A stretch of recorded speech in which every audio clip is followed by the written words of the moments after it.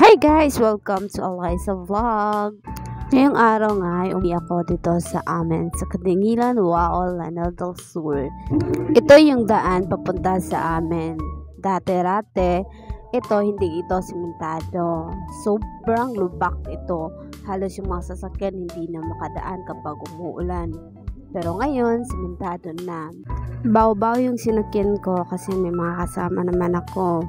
Yung pamasahe dito is 50 pesos yung bawat isa. At kapag ikaw lang naman, 100 pesos.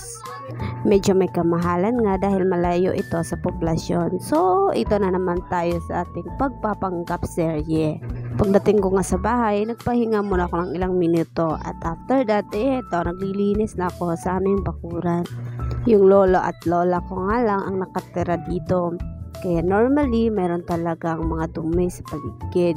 Hindi naman gaano karami dahil naglilinis naman ang aking lola. Inuna ko ang linisin yung sa harapan ng bahay namin. Pagkatapos ay sinunod ko itong sa gilid. Malapit ito sa may CR. Yes, yung CR namin is nasa labas at hindi na sa loob.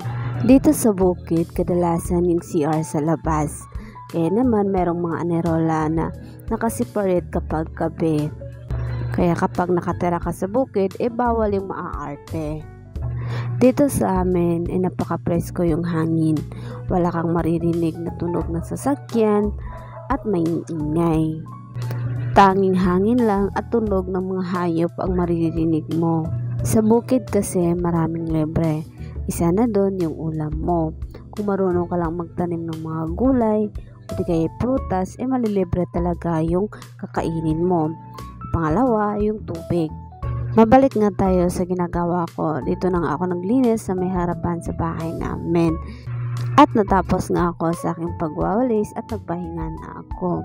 Ito nga yung mga pananim na gulay ng aking lola. O siya, sige, salamat sa panonood. Bye!